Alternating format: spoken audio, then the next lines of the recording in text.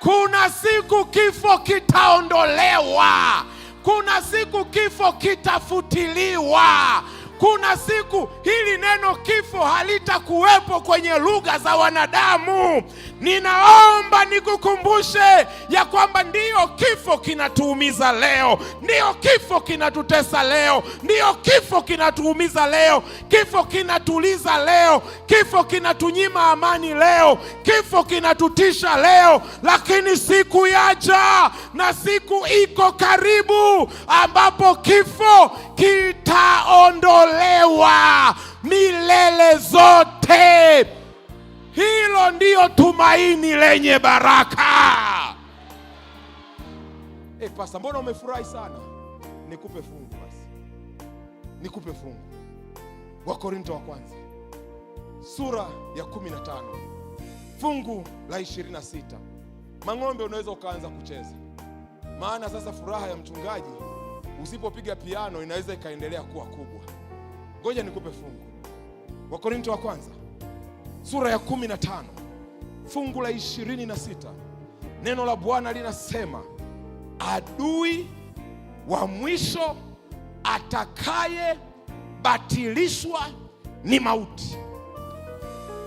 Baada ya Mungu kuwa amepigana vita dhidi ya dhambi na kuiondoa, baada ya Mungu kuwa amepigana vita na yule mwovu shetani na amemshinda, baada ya Mungu kuwa amemaliza kufanya vyote, Biblia inasema vita ya mwisho Mungu mwenyewe atakayopambana nayo ni vita dhidi ya kifo, na atakiangamiza na kukitokemeza kifo milele na milele na milele na milele na milele.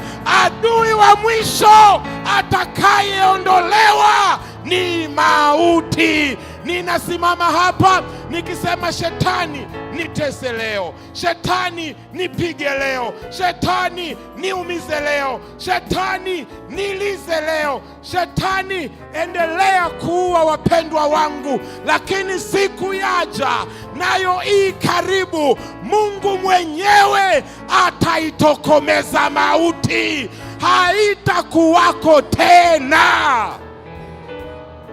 Vita ya mwisho Mungu atakayopambana nayo ni vita dhidi ya mauti. Ufunuo 21 fungu la 4,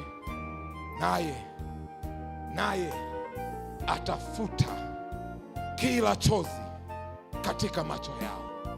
Kama unalia kwa muda kitambo tu. Kama unasononeka ni kwa muda kitambo tu. Kama unaumia ni kwa muda kitambo tu.